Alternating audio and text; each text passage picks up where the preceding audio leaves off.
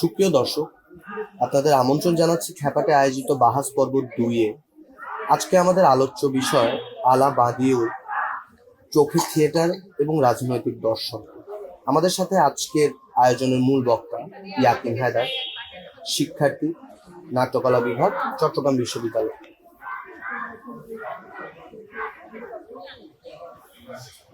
ইয়াকিন, শুরু। আচ্ছা, অনুমতি তো পেলাম, শুরু করি। এটা হচ্ছে,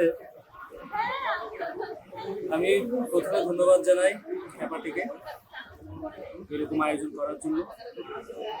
খ্যাপাটে এর আগে অনেকগুলো নাটক করেছে, কিন্তু তাদের এই ভিন্ন ধর্মী যে চর্চা, সেটা হয়তো বাংলাদেশের থিয়েটারে একটা নতুন মাত্রা সংযোজন করবে। তো সেই জায়গা থেকে এই ধরনের বাহাস পর্ব চালু করে আমি বিশেষভাবে আকর্ষিত এবং আমাকে বিশেষভাবে আলাদা করে আনার জন্য, সেটার জন্য আমি আবার একটু ধন্যবাদ জানাচ্ছি। তো সব মিলিয়ে এত আসলে প্রস্তুতি বা ওভাবে ভেবে একটা সেমিনার করার মতো অবস্থা মনে হয় না আমার এখনো তৈরি হয়েছে। তো আমি যতটুকু আমার জানাশোনা আছে বা আমি যে বিষয়ে একটু পড়াশোনা করেছি তার মধ্যে থেকেই বলার চেষ্টা করব।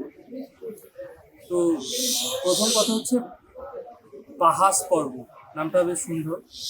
তো বাহাস শব্দটার সাথে হয়তো সবাই পরিচিত। তো আমি যতদূর বুঝতে পারি, বাহাস শব্দটা এমন একটা শব্দ যেটা দিয়ে হয়তো তর্ক করা বোঝায়। এমনিতে তর্ক বিতর্ক এক ধাপে এগিয়ে গিয়ে ঝগড়ার থেকে চলে গেছে মেরে সাথে ড্যান্স মারতে হবে, ওই ধরনের কিছু একটা ব্যাপার আছে হিন্দিতে। তবে এটার শব্দের উৎপত্তিটা বেসিক্যালি হচ্ছে আরবিতে, এবং বাংলাতে এটা ইদানিংকালে 5ই আগস্টের পরও অতিরিক্ত চর্চা হচ্ছে বাহাস শব্দটা। তো এ ধরনের এই বাহাস শব্দটা যেভাবে, মানে শব্দটার যে মিনিং, সেটা হচ্ছে একজন কথা বলবে এবং তার সাথে তর্ক বিতর্কে আরেকজন লিপ্ত হবে এবং তার মধ্যে দিয়ে কিছু একটা ফাইনালি কিছু একটা বের হবে, যেটা হচ্ছে চিন্তা বা কোনো একটা বিষয়ে গভীরভাবে ভাবার জন্য একটা দৃষ্টি দিতে পারে। তো সেরকমই আজকের এই আমাদের আয়োজন। আমাদের যারা উপস্থিত আছে তাদের সাথে আমি কিছু জিনিসের প্রশ্ন উত্থাপন করব, কিংবা কিছু বিষয়ে আমি কথা শুরু করব, এবং সেখান থেকে যদি আমার সাথে উপস্থিত যারা আছে তারা যদি মিলেমিশে আমরা যদি কিছু জিনিস বের করতে পারি, তাহলেই হচ্ছে কি আজকে আমরা এই পুরো বক্তব্যটাকে নিয়ে একটা, মানে যে আশানুরূপ যে জিনিসটা চাচ্ছি সেটা একটা আসবে। তো আজকে আমি জানিয়েছিলাম আমার বক্তব্যের শিরোনাম আলা বাদিউর চোখে থিয়েটার, রাজনীতি, দর্শন। মানে একটা, প্রথমত শিরোনামে একটি জিনিস এসছে, সেটা হচ্ছে আলা বাদিউ, এবং আলা বাদিউ সাথে এসছে যেটা, সেটা হচ্ছে থিয়েটার, রাজনীতি এবং দর্শন। তিনটা আলাদা আলাদা শব্দ একত্রে আমরা এনেছি হাইপেন দ্বারা। তো শুরু করার পূর্বে আমি আলা বাদিউ সম্পর্কে একটু বলতে চাই। আলা বাদিউ একজন ফরাসি দার্শনিক। তিনি এখনো জীবিত আছেন, এবং জীবিত দার্শনিকদের মধ্যে বর্তমানে যারা এখনো দার্শনিকদের মধ্যে জীবিত আছেন তাদের মধ্যে সবচেয়ে মানে প্রভাবশালী এবং সবচেয়ে বেশি যাদেরকে নিয়ে চর্চা হচ্ছে বর্তমানে, তার মধ্যে আলা বাদিউ একজন। তার কাজের বিস্তৃত সীমার মধ্যে পলিটিক্স, তারপরে দর্শন, তারপরে থিয়েটার, আর্ট, এই সকল কিছু মানে খুব ওতপ্রোতভাবে মিশে আছে। তবে আমি একটি জিনিস মানে আলা বাদিউর ক্ষেত্রে বিশেষভাবে বলতে চাই, সেটা হচ্ছে যারা হচ্ছে কি এমনিতে আমরা যাদেরকে চিনি দার্শনিক হিসেবে, আমরা যাদেরকে চিনি তারা প্রথমত দার্শনিক হিসেবে থাকেন আমাদের কাছে। তারা কেউ বিশেষভাবে আলাদা করে নাট্য ব্যক্তিত্ব হয়ে বা নাটক নিয়ে কথা বলতেছে এরকম দার্শনিক আমাদের মধ্যে খুব কম। আধুনিক সময়েও মানে যে দার্শনিক দর্শন চর্চা করেছে, সে দর্শনই চর্চা করেছে বা পলিটিক্সের কাছাকাছি কোনো একটা সেক্টর নিয়ে তার কিছু ভাবনা ছিল, সেগুলো নিয়ে তারা কথা বলেছে। যেমন ধরে আমরা যদি উল্লেখ করতে চাই কার্ল মার্কস, ফ্রেডরিক নিৎসে, সকলেই দেখা যাচ্ছে যে না, দর্শনের কাছাকাছি কোনো একটা বিষয় নিয়ে তারা চর্চা করছে। কিন্তু আলা বাদিউ সেই জায়গা থেকে বিরল ব্যতিক্রম আমাদের কাছে। কারণ আলা বাদিউর ক্ষেত্রে প্রথম কথা হচ্ছে তার দর্শনের পাশাপাশি থিয়েটারটা তার তিনি যে চিন্তাটা করেছে সেখানে থিয়েটারটা মিশে আছে। এটা এক অর্থে দেখা যাচ্ছে যে ক্লাসিক্যাল যারা দার্শনিক ছিলেন তাদের মতো, যেমন Plato, Aristotle. Plato, Aristotle as a দার্শনিক বা অ্যাজ এ পলিটিক্যাল থিওরিস্ট হিসেবে আমরা তাদেরকে চিনি, কিন্তু তাদেরকে আমরা চিনি ড্রামাটিক থিওরিস্ট হিসেবে, তাদেরকে আমরা চিনি কিছু ক্ষেত্রে। কিন্তু যতদিন আমরা মধ্যযুগে কিংবা পরবর্তীতে আধুনিক যুগে এলাম, আমাদের দেখা যাচ্ছে যে দর্শন দর্শন চর্চা হচ্ছে, দার্শনিক তো দর্শন চর্চা করছেন, কিন্তু সেখানে কেন যেন নাটকটাকে ওভাবে প্রাধান্য দিয়ে দর্শন চর্চা করছে। খুব একটা মানে আর্টের অন্যান্য মাধ্যম নিয়ে তারা কাজ করেছে, কিন্তু নাটকের কিছু কনসেপ্ট নিয়ে কাজ করেছে এমন বড় রকমের দার্শনিক কেউ নাই। নাটক নিয়ে কাজ করেছে, নাট্য ব্যক্তিত্ব কিছু আছে, মানে আমরা যাদেরকে পড়াশোনা করি এরকম কিছু নাট্য ব্যক্তিত্ব আছে, কিন্তু দার্শনিক হিসেবে তাদেরকে আমরা পরিচয় দিই না। মানে হোল অ্যাজ এ হোল হিসেবে পপুলার একজন দার্শনিক সেরকম হিসেবে আমরা পরিচয় দিই না। তো সেই জায়গা থেকে আলাবাদী একজন ব্যতিক্রম, তার কিছু কাজ আছে। প্রথম যে কাজটার কথা আমি উল্লেখ করবো সেটা হচ্ছে মেটা পলিটিক্স। এবং মেটা পলিটিক্সের সাথে একটা মানে খুবই গুরুত্বপূর্ণ একটি কাজ, হ্যান্ডবুক অফ এস্থেটিক্স নাম, ইনএস্থেটিক্স, হ্যান্ডবুক অফ ইনএস্থেটিক্স। এই বইটাতে তিনি একটা ছোট্ট প্রবন্ধ লিখেছিলেন। প্রবন্ধটার শিরোনাম হচ্ছে থিসিস অন থিয়েটার। ওই থিসিস অন থিয়েটারের কিছু অ্যাবস্ট্রাক্ট আইডিয়া আছে, ওইটা নিয়ে আমি আজকে আমার বক্তব্যটা রাখবো। ওখানে কিছু ছোট ছোট স্তবক আকারে অনেকটা আমাদের ওয়াল্টার বেঞ্জামিনের মতো on thesis on the history of,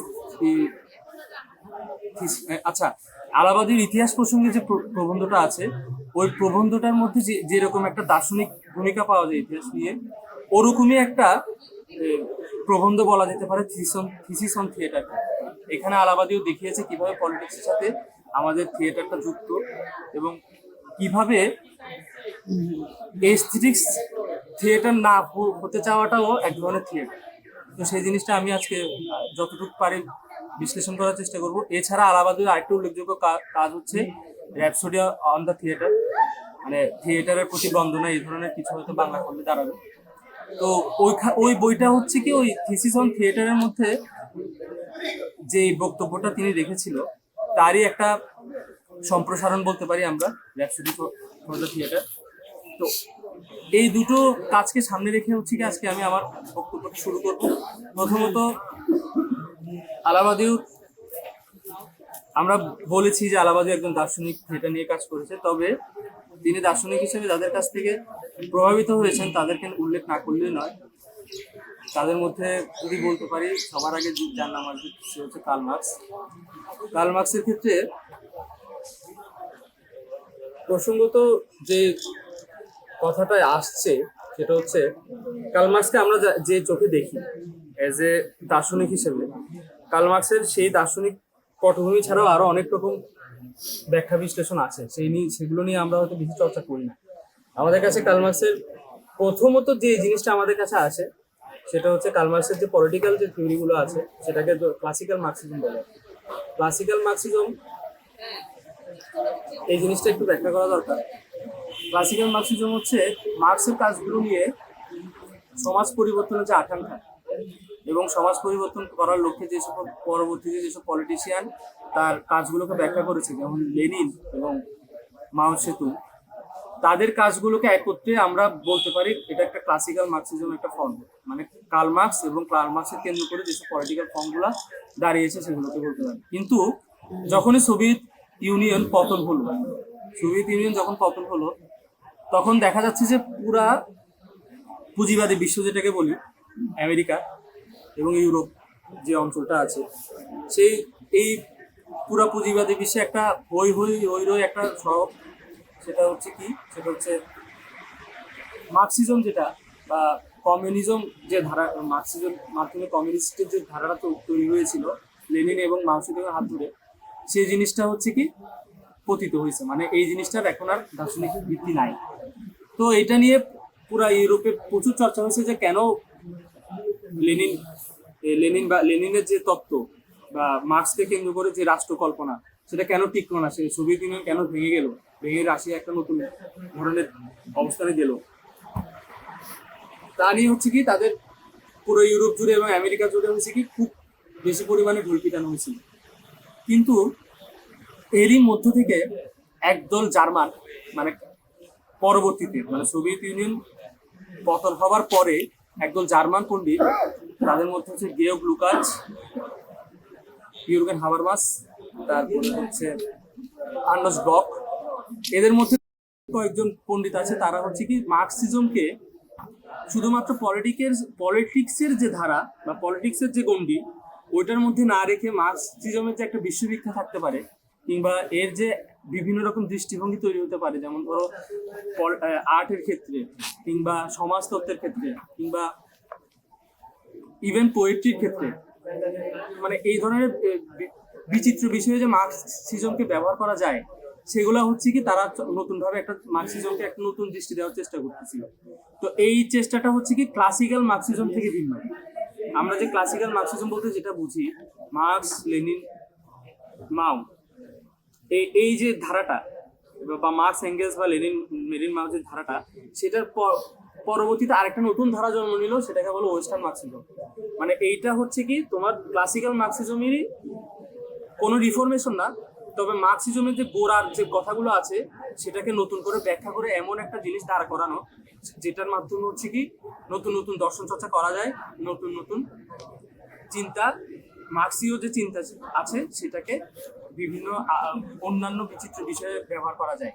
তো তাদের মধ্যে একটা দল আমি বললাম আর্নস্ট ব্লক, ইউরগেন হাবারমাস, তারপরে গেয়র্গ লুকাচ, এদের সঙ্গেই আরেকজন বিখ্যাত পণ্ডিত যাকে আমরা সবাই স্মরণ করি, ওয়াল্টার বেঞ্জামিন নামে একজন ভদ্রলোক। তারা হচ্ছে কি একসাথে এই বিষয়গুলো নিয়ে কাজ করতেছে। সেই কাজটা কোথায় হচ্ছিল? ফ্রাঙ্কফুর্টে, জার্মানির ফ্রাঙ্কফুর্টে। এবং এই যে তাদের যে কয়েকদিন পর পর তারা সেমিনার করতো, একজন প্রবন্ধ লিখতো, আরেকজন সেই প্রবন্ধের উত্তর দিত, তার সঙ্গে আবার বার্টল ব্রেখট যুক্ত ছিল, আমাদের নাট্যকার। তো এই 5-6 জন এরা এই সময় যে কাজগুলো করেছে এটাকে আবার অন্য নামে পরিচিত, সেটাকে বলা হয় ফ্রাঙ্কফুর্ট স্কুল। তো এই পুরো জার্নিটা হচ্ছে বলার কারণটা হচ্ছে আমরা মার্কসিজমের যে ধারা সেটা কিভাবে একটা থেকে আরেকটা বের হচ্ছে সেটা বোঝানোর জন্য। এইটা হচ্ছে জার্মানির, ফ্রাঙ্কফুর্ট তো জার্মানিতে অবস্থিত, জার্মানিতে এই ধরনের একটা কাঠামো ছিল ফ্রাঙ্কফুর্ট স্কুল নামে। এবং একই সাথে ফরাসি দেশে আরেকটা ফ্রাঙ্কফুর্ট স্কুলের মতো করে না হলেও আরেকটা ভিন্ন আঙ্গিকে ভিন্ন একজন দার্শনিক মার্কসিজমকে নতুনভাবে দেখার চেষ্টা করেছে, তার নাম হচ্ছে লুই আলথুসার। লুই আলথুসার হচ্ছে মার্কসিজমের যে ধারণাগুলো ছিল সেগুলোকে আরো বিস্তৃতভাবে ব্যাখ্যা করছে। তার যে ইডিওলজিক্যাল স্টেট অ্যাপারেটাস, এই যে ধারণাগুলো ছিল সেগুলোকে সে নতুনভাবে ব্যাখ্যা করে মার্কসিজমকে আরেকটু অন্যভাবে দেখার চেষ্টা করে। এবং তার পরবর্তীতে মানে লুই আলথুসারের হাত ধরে আমরা আধুনিককালে দুজন বড় দার্শনিককে পাই, একজন হলো জ্যাক দেরিদা এবং একজন হলো আমাদের আলাবাদিও। সবাই এখন প্রয়াত হয়েছে, কিন্তু একমাত্র আলাবাদিও এখনো জীবিত আছে। ইকোল নর্মালে সুপিরিয়র নামে একটা স্কুল আছে ফ্রান্সে, সেটা হচ্ছে ইকোল নর্মাল। তো নর্মাল পিপল মানে হচ্ছে সাধারণ, মানে সুপিরিয়র মানে হচ্ছে সাধারণের জন্য সবচেয়ে সর্বশ্রেষ্ঠ যে শিক্ষাটা সেটা হচ্ছে ওইটা।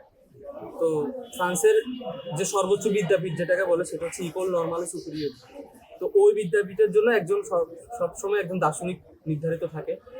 তো যখন মিশেল ফুকো বেঁচে ছিলেন তখন মিশেল ফুকো এটাতে ছিল, জ্যাক দেরিদা এক সময় ছিল, এর পরবর্তীতে এখন বর্তমানে আলাবাদি ওটার মূল দার্শনিক হিসেবে আছে। তো আমরা যদি আলাবাদিও, আমি মনে করি আমি হয়তো বোঝাতে পেরেছি আলাবাদিও যে মানে জিনিওলজিটা কিভাবে সে একটার পর থেকে একটা মার্কসিজম ধারণা কিভাবে এলো।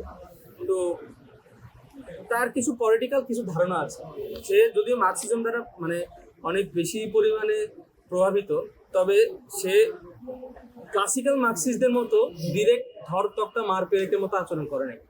বা ক্লাসিক্যাল মার্কসিজমের সাথে ওয়েস্টার্ন মার্কসিজম একটা দ্বন্দ্ব আছে, সেটা হচ্ছে কি ক্লাসিক্যাল মার্কসিজম সবসময় দেখা যাচ্ছে যে মার্কসের ওই কথাকে বেশি এমফাসাইজ করে, যেটা হচ্ছে এখন দুনিয়া বদলানোর সময় এসেছে। কিন্তু মার্কসের ভিতরে যে ছোট ছোট কিছু দার্শনিক মানে ইয়াগুলো প্রপঞ্চগুলো ছিল সেগুলোকে নিয়ে তারা খুব বেশি ব্যাখ্যা করেনি। লেনিন বা মাও সেতুং তারা অনেক বেশি ক্ষমতা দখলের চেষ্টায় নিমিত্ত বা ব্যস্ত ছিল। তো সেই জায়গা থেকে ওয়েস্টার্ন মার্কসিস্টরা কিন্তু ওই রকম পলিটিসাইজ অবস্থায় কিন্তু মার্কসিজম চর্চা করেনি। তারা চর্চা করেছে হচ্ছে অ্যাজ এ একাডেমিক ভ্যালু হিসেবে এবং মার্কসিজম ব্যবহার করে কিভাবে আমাদের প্রাত্যহিক জীবনে যেসব ঘটনাগুলি আছে সেগুলোকে ব্যাখ্যা করা যায়। এর মধ্যে পোয়েট্রি আছে, ইয়া আছে। তো লুই আলথুসারেরও ওরকমই কিছু চিন্তাভাবনা ছিল এবং সেই চিন্তাভাবনার মধ্যে ক্লাসিক্যাল মার্কসিজমকে বাদ দিয়ে তারা হচ্ছে কি নতুন যে ভাবনাগুলো করলো সেটা হচ্ছে কি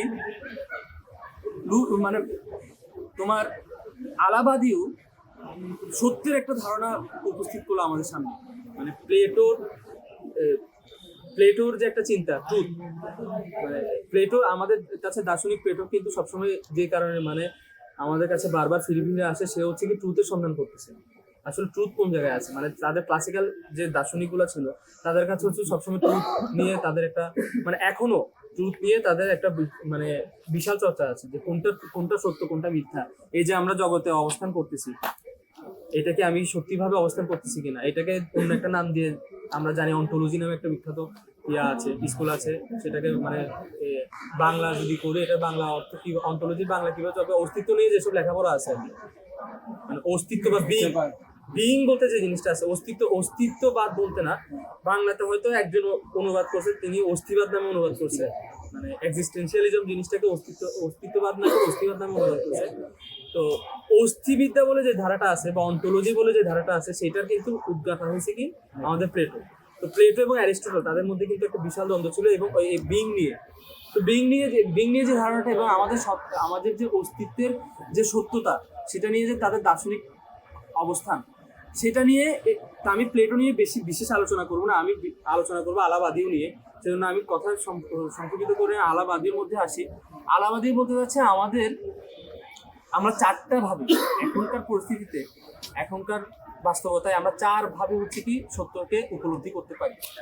প্রথম যেটা হচ্ছে সেটা হচ্ছে পলিটিক্সের মাধ্যমে, দ্বিতীয় যেটা হচ্ছে সেটা হচ্ছে আর্টের মাধ্যমে, তৃতীয় যেটা হচ্ছে সেটা হচ্ছে ভালোবাসার মাধ্যমে, লাভের মাধ্যমে, মানে এরকম আমি কোনো ফিলোসফারকে বলতে শুনি নাই। আর চতুর্থ জিনিস হচ্ছে ফিলোসফির মাধ্যমে আমরা ট্রুথকে পেতে পারি। তো ট্রুথের যে মানে পাওয়া সেটা কিন্তু সবসময় ট্রুথ কিন্তু আমাদের কাছে হাজির হয় না। কিছু কিছু স্পেসিফিক মুহূর্ত থাকে যখন হচ্ছে কি ওই ট্রুথটা আমাদের কাছে হাজির হয়। পলিটিক্সের ক্ষেত্রে সেটা কখন হাজির হচ্ছে, এই যে যখন গণ অভ্যুত্থান যখন হয় তখন দেখা যাচ্ছে যে আমাদের কাছে পলিটিক্সের যে পুরনো কাঠামোগুলো ছিল বা পুরনো ব্যাকরণগুলো ছিল পলিটিক্সের সেগুলো ভেঙে গিয়ে নতুন একটা ব্যাকরণ তৈরি হয়। এই যে আমরা উপলব্ধি করতে পারি যে আমাদের পলিটিক্স গুলো নতুন ভাবে কিভাবে দাঁড়াচ্ছে, তখন একটা ট্রুথের ধারণা কিন্তু আমরা ওই পলিটিক্সাইজ অবস্থার মধ্যে পাই। এখনকার বাস্তবতায় মানে 5ই আগস্টের পরে কিংবা এই গণ অভ্যুত্থানের পরে আমরা যে বাংলাদেশে অবস্থান করতেছি সেই জায়গা থেকে কিন্তু এটা অনেক বেশি প্রাসঙ্গিক। কিভাবে সেটা হচ্ছে কি আমাদের কাছে আমরা একটা রাজনীতি করতাম বাংলাদেশে দীর্ঘদিন 71 পরবর্তী সময় থেকে একদম 2024 পর্যন্ত আমাদের দেশে একটা রাজনৈতিক ধারণা ছিল। সেটা হচ্ছে আমাদের দেশটা 1971 সালে স্বাধীন হয়েছে এবং এই স্বাধীনতার মধ্য দিয়ে আমরা বাঙালি নতুনভাবে সার্বভৌমত্ব অর্জন করছি এবং এইটার আমরা দেশের মানুষের কাছে সেই ক্ষমতাটা হস্তান্তর করলাম এবং সংসদীয় গণতন্ত্র হচ্ছে আমাদের মডেল। আমরা ভোটের মাধ্যমে নির্বাচন করে আমরা সেইটা যে আসে ভোটে তাকে মেনে নিতে হবে।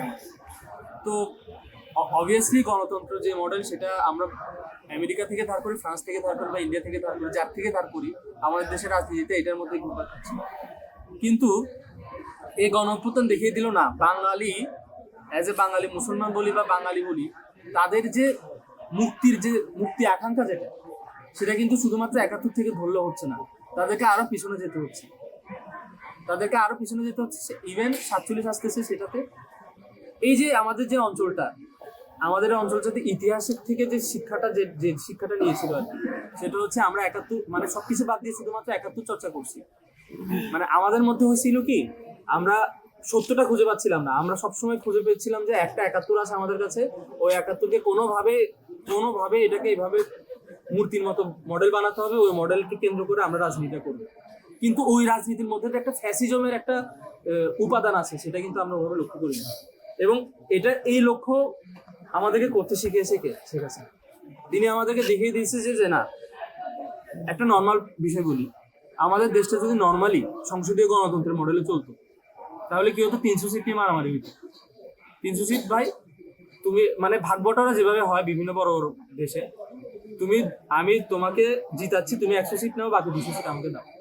এভাবে করে করে অপোনেন্টকেও একটা অংশ দিল, নিজেও একটা অংশ রাখলো, এভাবে করে করে একটা দামি সংসদীয় গণতান্ত্রিক মডেল করে করে চালানো যায়। এবং এভাবে চলছে, অনেক দেশ এভাবে চলে।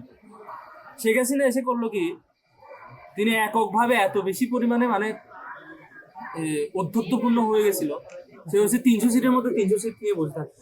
মানে অদ্ভুত রকমের একটা অবস্থা। বাংলাদেশে যদি মানে কোনোদিন যদি নর্মালি ভোট হয়, কখনো এটা কি সম্ভব? মানে এটা এগুলো সম্ভব ছিল না। তার জনপ্রিয়তা আছে, এটা নিয়ে কোনো, যেমন আওয়ামী লীগের জনপ্রিয়তা এখনো আছে, কিন্তু এই জনপ্রিয়তাটাকে সে কিভাবে ব্যবহার করতেছে সেটা হচ্ছে পলিটিক্স। কিন্তু যখন সে দেখা যাচ্ছে যে অধ্যত্বপূর্ণ, যে এককভাবে আমি করছি, আমার বাবা করছে, এরকম যখন হয়ে যাচ্ছে সবকিছু, তখন দেখা যাচ্ছে যে এটাকে সাস্টেন করা যাচ্ছে না। এই জিনিসটা চোখে আঙুল দিয়ে দেখিয়ে দিচ্ছে কি শেখ হাসিনা, যে একটা ফ্যাসিজমের বীজ আমাদের যে পুরনো রাজনীতির মধ্যে ছিল, সেটা আমরা এই 15 বছরের যে অপশাসন বলি সেটার মধ্যে একটু দেখতে পাইছি। তো ওদের মধ্যে একটা ভাবনা ছিল, ওরা কিন্তু মির্জা নার্সিং যে জঙ্গল বানিয়ে ফেলতে হবে ওই জিনিসটা করে নাই, কিন্তু একসময় করতো যত বেশি নিখুঁত করা যায়, যত বেশি জঙ্গল মানে অ্যাজ এ মানে ভিজুয়াল একেবারেই বাস্তবের কাছাকাছি খরচ করো ভাই, সমস্যা নেই। একসময় হয়তো এটা এখনো ফ্রেন্ডসে অপেরা টপেরা করলে দেখবা যে বিশাল বিশাল মানে সেট, বিশাল বিশাল ওদের ওটা থিয়েটার, ওটাকে আমি থিয়েটার অস্বীকার করতেছি না, কিন্তু থিয়েটারের মূল বিষয়বস্তু কিন্তু ওইটা না। আমি থিয়েটারের মূল বিষয়বস্তু আমরা করতে পারি যে বডিতে যেটা উপস্থিত ওটা। তুমি যতই কিছু করো না কেন, তোমার তো মেন যদি মানে অটোপোয়েটিক ফিডব্যাক লুপ যদি না থাকে, তুমি করতে পারবে না। তাহলে আমরা কি এটার থিয়েটারের আধুনিক আমি বলতে পারি? এটা আধুনিক সঙ্গ বলতে না, এই যে এখানে সমস্যাটা হয়েছে, মানে আমি আলাবাদি হতে ফিরতাম, কিন্তু তোমরা আমাকে ইজি করে দিচ্ছ জিনিসটাতে আসতে। আমি বলতেছি ধারণাগুলা, আমি ওনাদের ধারণা যে খারাপ এটা বলছি, আমি একটু মকারি করে বলছি যদিও, কিন্তু আমি মানে এইরকম চিন্তা আছে, মানে রাজনীতি মানে এমন একটা বিষয় যে কনসেপচুয়াল একটা ধারণা, কিন্তু থিয়েটার রাজনীতি কনসেপচুয়াল হবে কেন? আমাকে থিয়েটারটাকে রাজনীতিমূলক কেন? এই যে আমাদের কতগুলা নাটকের, সামাজিক নাটক, রাজনৈতিক নাটক, পারিবারিক নাটক, আরো কি কি সব ভাগে ভাগ করো না, তুমি এখন ভাগ করতে পারবে ভাই কোন নাটকে রাজনীতি না? তুমি বলো দেখি, তুমি নর্মাল একটা নাটক বলতে পারো যে রাজনীতি নাই? তো সেই রাজনীতি যে জিনিসটা করতে চায়, এই জিনিসটা আরোপিত সবসময়। আমাকে নাটক থেকে রাজনীতি খুঁজে বের করে আমার দায়িত্ব না, ঠিক আছে? আমার থিয়েটারটা হচ্ছে কিন্তু রাজনীতি। তুমি দুইটা মানুষের যখন অটো ফিডব্যাক লুপ হবে, সেটা কি রাজনীতি নয়? সেটা কি ক্ষমতার একটা গেম না? এই জিনিসটাকে কখনো লক্ষ্য করছে? মানে আলাবাদি বলতে যাচ্ছে আমাদেরকে থিয়েটার ব্রেকের একটা বিষয় আছে, ব্রেক বলতে যাচ্ছে যে রাজনীতিকে মানে থিয়েটারটাকে এখন ব্যবহার করতে হবে রাজনীতির জন্য, মানে সেটার উপর আরোপিত অনেক কিছু ব্যবহার করতে হবে। এখন পর্যন্ত আমরা ব্রেক পর্যন্ত এসে এই জিনিসগুলো ব্যবহার করি, মানে ব্রেকটিয়ান যে ধারণাগুলো আছে, যে বিযুক্তিকরণ, আমরা এস্থেটিক্স ভেঙে এই জিনিসটাকে বুঝতে হবে, বোঝাতে হবে যে এটা কোনো চরিত্র না, এই চরিত্রটা আমি না, এই চরিত্রটা অন্য কেউ, আমি এটা করে দেখাচ্ছি আপনাকে, আপনি এটা ক্রিটিসাইজ করেন।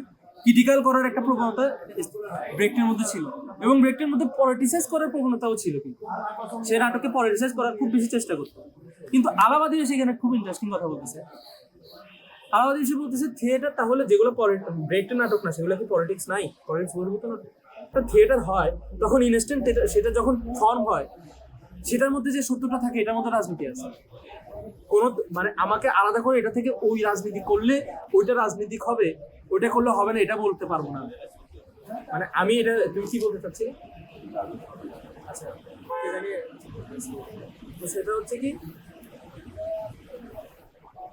আমি ও আমাকে এই জিনিসটা প্রশ্ন করাতে আমার জন্য একটা সহজ হয়েছে, যে আমরা যেভাবে থিয়েটারটাকে দেখি সেই জিনিসটা বাদ দিয়ে যদি আমরা যদি নর্মালি থিয়েটারটাকে চিন্তা করি যে অ্যাজ এ দুটো মানুষের বা স্পেক্টেটর এবং অডিয়েন্সের মধ্যে একটা গেম, সেই গেম চিন্তা করলে কিন্তু এটা কিন্তু একটা পলিটিক্স কিন্তু কোনো রিজিড ধারণা না। যে যেমন ধর পলিটিক্স বলতে আমাদের এখানে কি বুঝি, প্রথম আলো মনে করি কিনা পলিটিক্স বলতে, প্রথম আলো রাজনীতি নামক পাতাটাকে ঢুকবা, ওখানে দেখবা আওয়ামী লীগ, বাংলাদেশ জাতীয়তাবাদী দল, এই সেই অনেকগুলো দলের সাব ক্যাটাগরি আছে। মানে প্রথম আলো তোমরা কেউ নিয়মিত চালাও কিনা যায় না, আমি ওই পোর্টালটা চালাই, তো ওখানে একটা ক্যাটাগরির মধ্যে ঢুকলে আরো নিচে 4-5টা ক্যাটাগরি দেখাবে, ওখানে ক্লিক করলে তোমাকে ওই ক্যাটাগরি নিউজগুলো দেখাবে। তো ওরা পলিটিক্সে ভাগ করতো কি রাজনৈতিক দল হিসেবে, ওরা মনে করতো রাজনৈতিক দল মানেই পলিটিক্স। এখনো ধরো কিছুদিন আগে তোমার হচ্ছে কি ডক্টর মোহাম্মদ ইউনূসকে প্রশ্ন করছে আপনারা কোন জায়গা থেকে পরিবর্তনটা চান, বলে যে আমরা সকল রাজনৈতিক দলের সাথে বসে যেটা প্রয়োজন হবে সেটা করবো। তখন পাল্টা প্রশ্ন করছে মাহফুজা রেলিস্টারে যে আপনারা কি জনগণ পর্যন্ত পৌঁছাবেন না, উনি বলতেছেন না আমি জনগণ পর্যন্ত পৌঁছাতে পারবো না, আমার সেই অবস্থা বা সেই ক্যাপাবিলিটি নাই। কেন? তাকে তো সে গণ অভ্যুত্থানের সরকার, তাকে তো জনগণ পর্যন্ত পৌঁছানোর দরকার ছিল, সে কেন রাজনৈতিক দল পর্যন্ত পৌঁছাবে? রাজনৈতিক দল মাত্রই কিন্তু রাজনৈতিক দল কিন্তু রাতারাতি গড়ে ওঠে। এই যে 5ই আগস্টের পরে কত রাজনৈতিক দল মানে কি বলবো গাছের মতো চারা গজাইছে, মানে কমিশন আছে। তো এই যে বৈষম্য বিরোধী ছাত্র আন্দোলন, ওরা নিজেই তো একটা রাজনীতি এখন প্ল্যাটফর্ম হিসেবে কাজ করতেছে, তারা বলতেছে আমরা গণ অভ্যুত্থানের মধ্যে দিয়ে হয়েছি, তাদেরকে আমি ইগনোর করতে পারবো না। তো রাজনৈতিক দল এজ এ রিজিড কোনো ব্যক্তিত্ব না, মানে রিজিড কোনো বস্তু না, এটার কিন্তু এই অনেকটা থিয়েটারের মতো ব্যাপার। এটা কিন্তু প্রক্রিয়াধীন একটা মানে প্রসেসের মধ্যে দিয়ে যখন হচ্ছে কি যায় তখন এটা অটোমেটিক বুঝতে পারি যে এই রাজনৈতিক কাঠামোটা আমাদের দরকার। আমি প্রথমে যখন শুরু করছিলাম যে আমাদের রাজনৈতিক সত্যটা কোনটা, আমরা কিন্তু যখন বাস্তব জীবনে চলাফেরা করি তখন বুঝবো না, কিন্তু কিছু কিছু ইভেন্ট আছে আমাদেরকে চোখে আঙ্গুল দিয়ে দেখিয়ে দিবে যে এইটা হচ্ছে কি তোমার রাজনীতি, তুমি ইতিহাসের এই জিনিসটা ভুল করছো, তোমাকে এই জিনিসটা ঠিক করতে হবে। ইতিহাসে যখন ভুল হয় তখন ফ্যাসিস্ট অটোমেটিক জন্ম নেয়, এবং ফ্যাসিস্ট জন্ম নিয়ে বুঝিয়ে দেয় তোমার ইতিহাসের ওই জিনিসটা তুমি ভুল বুঝতে পারো না, তোমাকে বর্তমান যদি চেঞ্জ করতে হয় ওই জিনিসটাকে চেঞ্জ করে আনতে হবে। এটা আমি হেগেলের কাছ থেকে ধার করছি। হিস্টোরিক্যাল ম্যাটেরিয়ালিজম বলতে একটা যে ডান দিক যে তার ধারণা ছিল, ওই জিনিসটা হচ্ছে কি সে ব্যবহার করছিল। তো আমাদের কিন্তু থিয়েটারটাকে আমরা ইভেন্ট হিসেবে চিন্তা করতে পারি, অ্যাজ ইভেন্ট। সেখানে দেখা যাচ্ছে যে না, আমি যদি প্রক্রিয়া করি, যদি আমার এটা যদি প্রসেস হয়, কোনো যদি ম্যাটেরিয়াল না হয়, তাহলে এটা রাজনীতি থেকে ভিন্ন কি জিনিস? আমাকে লজিক দিতে পারবে কেউ এটা যে রাজনীতি থেকে ভিন্ন? আচ্ছা, আমরা একটা প্রশ্ন করি, রাজনীতি আসলে কোনটাকে বুঝি, কোনটাকে রাজনীতি না এমন কি কোনো বিষয় আছে কিনা? আমরা বলছি রাজনীতি মানে রাজনীতি না, এমন কিছু কি আদৌ আছে? যখন একটা শব্দ আমাদের সাথে হাজির হয় তখন ওই শব্দটার সাথে ওই শব্দের কিছু দোতনা আমাদের মাথায় এমনিতে থাকবে, কারণ আমি না হলে কোনো ভাষা তৈরি করতে পারবো না। ঠিক আছে, রাজনীতি বলতে কিছু না কিছু আমরা বুঝি, কিছু না কিছু অন্তত আমরা বুঝি। হয়তো এটা ডিফাইন করতে গেলে আমাদের একটু ঝামেলা হয়, কিছু অ্যাবস্ট্রাক্ট ধারণার ক্ষেত্রে আমরা চলে যেতে পারি। কিন্তু আমার মনে হয় আমার যখন একটা ছেলে রাজনীতি বলতে প্রশ্ন করে সে কিছু না কিছু বুঝে। আমি তোমাকে পাল্টা প্রশ্ন করবো না তুমি কি বুঝো, আমি এটা প্রশ্ন করবো না। তবে আমি যেটা বলি সেটা হচ্ছে রাজনীতি বলতে আমি মানে সর্বসময় প্রক্রিয়াধীন একটা ক্ষমতার লড়াই আমি মনে করি। ক্ষমতার লড়াই, এটা এই ক্ষমতার লড়াইটা থাকবে। রাজনীতি মানে কি ক্ষমতা? রাজনীতি মানে ক্ষমতা না, রাজনীতি মানে হচ্ছে ক্ষমতার লড়াই। লড়াই ঠিক আছে, রাজনীতি সবসময় প্রসেস আকারে কাজ করবে। এটা আমাদের উপমহাদেশের প্রেক্ষাপটে আমরা নিজেরা তৈরি করে নিচ্ছি। আমাদের উপমহাদেশের এটা হচ্ছে রাজনীতি তো হচ্ছে বিস্তৃত একটা বিষয় না, রাজনীতি হচ্ছে অনেক বড় একটা বিষয়। হ্যাঁ বড় বিষয়, কিন্তু আমাকে আলোচনার জন্য তো আমাকে এই কিন্তু জিনিসটা আমরা সংকুচিত করতে করতে মানে একটা নির্দিষ্ট জায়গায় নিয়ে আসছি, সেটা হচ্ছে পাওয়ার। এই যে প্রথম আলো যতটুকু তিনি আসছে রাজনৈতিক দল পর্যন্ত গিয়ে যাইতে পারতেছে না, হ্যাঁ। কিন্তু এটা তো আরো বিস্তৃত প্রেক্ষাপট আছে। সেই জিনিসটাই আমি অ্যাড্রেস করার চেষ্টা করতেছি। মানে খেয়াল করো, আমি যদি রাজনীতির ক্ষমতা লড়াই বলি তাহলে রাজনীতি কোনো রিজিড প্ল্যাটফর্ম হিসেবে, যেমন ধরো এই দল, কালকে সেই দল নাও থাকতে পারে, আমাকে নতুন দল নিজ থেকে তৈরি করবো, মানুষ নিজে তৈরি করবো নতুন দল, যেটাই বিদায় করে দিবে, রাখবেই না। একসময় মুসলিম লীগ কত কিছু ছিল, আওয়ামী লীগ মুসলিম লীগকে বিদায় করে দেয়নি। মুসলিম লীগে কি সব থেকে আওয়ামী লীগ রেখে দিয়েছিল, যেগুলো দরকার রাখছিল, বাকি সব আওয়ামী লীগ একটা সময় বাংলাদেশকে নেতৃত্ব দিয়েছে, এটা নিয়ে কোনো সন্দেহ নেই। যখন দরকার পড়েছিল তাদের রাজনীতি সবচেয়ে সেরা ছিল, যখন এখন আমাদের দরকার আছে আমরা যেটাই বিদায় করে দিয়েছি। মানে এই জিনিসটা আমাদেরকে বুঝতে হবে যে রাজনৈতিক সত্যটা কিন্তু মানে সবসময়ের জন্য বাস্তব না, কিছু কিছু সময়ের জন্য বাস্তব, এবং এই বাস্তবতাটা পরিবর্তনশীল, অনেকটা থিয়েটারের মতো। থিয়েটারে আমরা যেরকম পরিবর্তনশীল সত্তা হিসেবে কাজ করি, রাজনীতির মধ্যে কিন্তু সেরকম একটা মানে সত্তা আছে, রাজনীতি কোনো বস্তুগত ভিত্তি নাই। কিন্তু আমার প্রশ্ন ছিল এমন যে মানে কেবল দেশের দলীয় রাজনীতি ছাড়া বা যে ক্ষমতার যে লড়াইটা, এটা ছাড়াও তো 100 সেটাই তো কালমাস বলতে চাচ্ছি। যেমন আমাদের একটা ডিপার্টমেন্ট বাদ দেওয়া, আমার ফ্যামিলি, আমাদের যে সোসাইটি, সবকিছু মিলিয়ে কি আসলে রাজনীতি না? কেবল একটা দেশে কয়েকটা রাজনৈতিক সংগঠন, এটাই কি রাজনীতি? না, সংগঠন মানে এখন ধরো যারা, আমি তোমাকে প্রথম আলোর উদাহরণটা দিলাম এই কারণে যে তারা হচ্ছে কি মানে জিনিসটাকে হচ্ছে কি কিভাবে ব্যাখ্যা করবে সেটা কোনো উপায়ন্তর না দেখে তারা এইভাবেই করছে। তাদেরকে আমি দোষ দিতে পারছি, কারণ ভাই তারা হচ্ছে কি সংবাদ মাধ্যম, তাদেরকে মানে প্রতিনিয়ত লাইভ কাজ করতে হচ্ছে। তাদেরকে শব্দ যদি নাও থাকে অ্যাবস্ট্রাক্ট মিনিংকে তাদেরকে রূপ ব্যবহার করে এটাকে কোনোভাবে সংকুচিত করে ব্যবহার করতে হচ্ছে, ঠিক আছে কিনা? কিন্তু আমি তো এজ এ রাজনীতি হিসেবে ওইটা মনে করি না, বা আলাবাদি মনে করছে না। অবভিয়াসলি কিংবা কার্ল মার্ক্সের পরে কেউই ভাই এটা মনে করবে না যে রাজনীতি বলতে কোনো একটা শাসক এবং তাকে আমার সেটাকে রাজনীতি হিসেবে ধরে নিতে হবে। অবশ্যই না, আমাকে রাজনীতি বলতে বুঝতে হবে আমার যে বাস্তবতা সেটার সাথে কিভাবে আমি মানে চলছে, আমার আমার আমার আমার অপরের সাথে আমি কিভাবে চলছি। কার্ল মার্ক্স যেভাবে বের করছে সে কথা, কার্ল মার্ক্স যেভাবে বের করছে, সে বলতে চাচ্ছে যে ভাই সমাজটার মধ্যে একটা মানে দান্ডিক ব্যাপার আছে। এখানে শোষক আর শাসক শ্রেণী বলতে দুইটা, তোমরা এটা ইগনোর করে চলে যাচ্ছ। শোষক এখানে শ্রম চুরি করতেছে, তোমরা যদি এই জিনিসটা অ্যাড্রেস করতে না পারো তুমি একটা বিশাল ইয়াকে হারাবা, মানে বিশাল জনসমাজকে রাজনীতি বিমুখ করে দিচ্ছ। প্রোলেতারিয়েট একটা সমাজ তৈরি করছো যারা হচ্ছে কি নিজের পরিচয় জানে না ছাড়া কি। এটা হচ্ছে কার্ল মার্ক্সের ফাইন্ডিং, যে সে প্রোলেতারিয়েট বলতে একটা জিনিস করতে পারছিল, যেটা হচ্ছে কি বুঝাতে চাচ্ছে যে এরা এমন একটা জনগোষ্ঠী যাদের হচ্ছে কি নিজস্ব রাজনৈতিক সত্তা নাই, এবং তাদেরকে সেই সত্তাটা হয়ে উঠতে হবে কিভাবে, বিপ্লবী রাজনীতির মধ্যে দিয়ে। কিন্তু বিপ্লবী রাজনীতি যখন ফল করলো তখন সবাই আবার কথা বলা শুরু করলো, দেখো শুধু শুধু এত কিছু বললো কিন্তু এটা ফল, কিন্তু ফল করলেও এটার মধ্যে যে একটা ইনার মিনিং ছিল সেই মিনিং কিন্তু ফল করানো যায় না। এবং ঘুরে ফিরে ক্লাসিক্যাল মার্কসিজম না হোক, ওয়েস্টার্ন মার্কসিজম হোক, লুই আলথুসার বলি, জ্যাক দেরিজা বলি এবং আমাদের আলাবাদি বলি, কোনো না কোনোভাবে মার্কসিস্টের এই মার্কসিজমের এই ধারণাটা বিভিন্নভাবে এসছে। এবং এই ট্রুথ খোঁজার যে ধারণাটা সেটা কিন্তু আলাবাদির মধ্যে খুব ভালোভাবে এসছে। আলাবাদিকে আমি ব্যক্তিগতভাবে মানে পছন্দ করি এই কারণে যে থিয়েটারটাকে নিয়ে আলাদা করে ভাবছে এবং সে থিয়েটার করতে আসে। মানে কোনো বড় দার্শনিককে আমি এত রিজিডলি মানে এত প্রফেশনালি থিয়েটার নিয়ে ভাবতে দেখি না। তিনি থিয়েটারটা করতেন, অভিনয় করতেন এরকম একটা, তার সাথে সে ডিরেক্টরের সাথে কাজ করতো, ফরাসি নামটা আমার মনে নাই, তবে সে অভিনয় করতে একসঙ্গে এবং অভিনয় করতে অনেক থিয়েটার দেখছে। ফরাসি দেশে ভাই থিয়েটারের একটা কালচার আছে, ওদের মধ্যে এই জিনিসটা মানে গড়ে উঠে। তবে তোমার এমন কোনো বিখ্যাত মানে বড় দার্শনিক, ফ্রেডেরিক নিটশে, কার্ল মার্ক্স, এই ধরনের যেগুলো বড় দার্শনিক আছে, মিশেল ফুকো, জ্যাক দেরিদা, জ্যাক লাকান, এরকম কোনো বড় ব্যক্তিত্ব দেখবা না যারা হচ্ছে কি থিয়েটারকে নিয়ে কাজ করছে।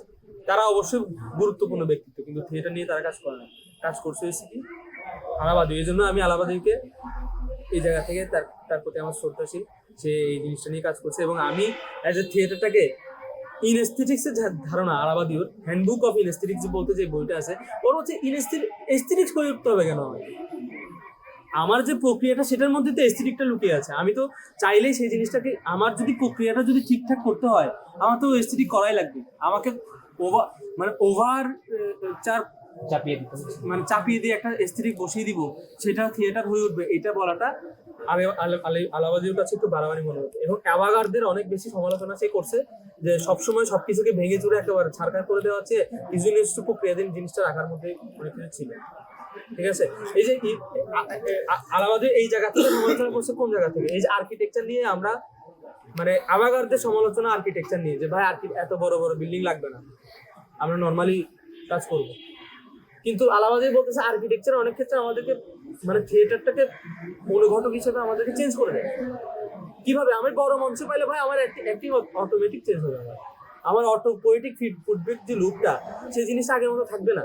আমার এখানে যে আয়দারের মঞ্চে আমার এখানে উচ্চতা হচ্ছে কত, 1 ফুট, 1 ফুটও না বলতে গেলে 6 ইঞ্চি, হ্যাঁ, আর ওখানে আমার উচ্চতা কতটুকু, অনেকটুকু। তো সেই জায়গা থেকে এই উচ্চতার এটাতে আর্কিটেকচার, এটা কি আর্কিটেকচার নয়? এই যে আর্কিটেকচারটা, এটা তো আমার থিয়েটারটাকে চেঞ্জ করতেছে। ইভেন্টের একটা বাস্তবতা আছে, এই ইভেন্টটাকে আলাবাদি ওই পলিটিক্যাল ইভেন্টের সাথে তুলনা করছে, থিয়েটারের ইভেন্টের সাথে। তো মানে বিষয়গুলো হচ্ছে কি একটু মানে অ্যাবস্ট্রাক্ট ধারণার মতো। আমি নিজেও থিসিস অন থিয়েটার করলে একটু অ্যাবস্ট্রাক্টের মতো কোথায় গিয়ে হারিয়ে যাই। মানে একটা মানে কিছু কিছু প্রবন্ধ থাকে, মানে ওয়াল্টার বেঞ্জামিনের ইতিহাস প্রসঙ্গে যে প্রবন্ধটা, এটা, তারপরে ওয়াল্টার বেঞ্জামিনের যান্ত্রিক পুনরুৎপাদনের সময় শিল্পকলা, এইটা একটা, এই ধরনের কিছু প্রবন্ধ থাকে। আসলে ভাই এটার মিনিংটা এইভাবে কি বোঝা যায়? মানে প্রতিনিয়ত যখন পড়বো মনে হচ্ছে যে মিনিংটা আমার কাছে নতুন নতুন ভাবে ধরা দিচ্ছে। এই থিসিস অন থিয়েটার যে প্রবন্ধটা, ওইটাও আমি যতবার পড়ছি আমার কাছে অন্য মানে বিভিন্নভাবে ধরা দিচ্ছে, কারণ এটা লিখিত এমন ভাবে হয়েছে। এটাকে একটা মানে এটা একটা স্টাইল আছে এই লেখাটার মধ্যে, মানে পাঁচটা লাইন লিখে তারপর একটা স্টপ দিয়ে আবার লেখে, আবার স্টপ দিয়ে আবার লেখে, মানে একটা প্যারাগ্রাফের মতো লেখা না, এটা লাইন লাইন লাইন। তোমরা এই হ্যান্ডবুক অফ এস্থেটিক্স বইটা খুললে এই জিনিসটা দেখতে পাবা। তোমরা এই প্রবন্ধটা থিসিস অন থিয়েটার প্রবন্ধটা পাওয়া যায় ইন্টারনেটে, তোমরা পড়লে দেখতে পাবা যে না, এটার মধ্যে কিছু অ্যাবস্ট্রাক্ট দার্শনিক ধারণা আছে, যেটা হচ্ছে কি মানে সবসময় মানে নতুন নতুন ভাবে আমরা ভাবতে পারি। তো আমি হয়তো আশা করি আজকে আমি যে জিনিসটা বলতে চাইছি, যে জিনিসটা আমি মানে একটা অ্যাবস্ট্রাক্ট ধারণা, মানে যেহেতু দর্শন নিয়ে আলোচনা করতেছি, এটা তো আর কোনো ইতিহাস নিয়ে আলোচনা করতেছি না, আমি ধারা বিবরণী আকারে বলে যাচ্ছি। তবে আমার কিছু ইতিহাসের ব্যাপার ছিল, কিভাবে জিনিওলজি অফ আলাবাদী ওগুলো আমরা ইতিহাসের জায়গা থেকে ব্যাখ্যা করার চেষ্টা করছি। তবে যেহেতু দর্শনের বা অ্যাবস্ট্রাক্ট কিছু ধারণা নিয়ে আমি কথা বলার চেষ্টা করছি, তো সেই জিনিসটা হচ্ছে কি একটু মানে এই জায়গা থেকে একটু ইয়ে হয়েছে আমার, মানে সব মিলিয়ে আমি তোমাদের উপর ছেড়ে দিলাম যে এটাকে কিভাবে তোমরা নিচ্ছ, বা আমার যে ভবিষ্যতে অগণিত যারা এই জিনিসটা শুনবে তাদের কাছেও আমি কিছুটা মানে রাখলাম যে এটাকে কিভাবে এই জিনিসগুলো এই আইডিয়াগুলোকে কিভাবে ব্যবহার করা যায় এবং কিভাবে আমরা দেখতে পারি, সেটা বলে আমি আমার বক্তব্যটা আজকে শেষ করলাম। তো পরবর্তীতে যদি কখনো মানে এই বিষয়ে কোনো কথা বলা থাকে আমি অবশ্যই বলতে পারি।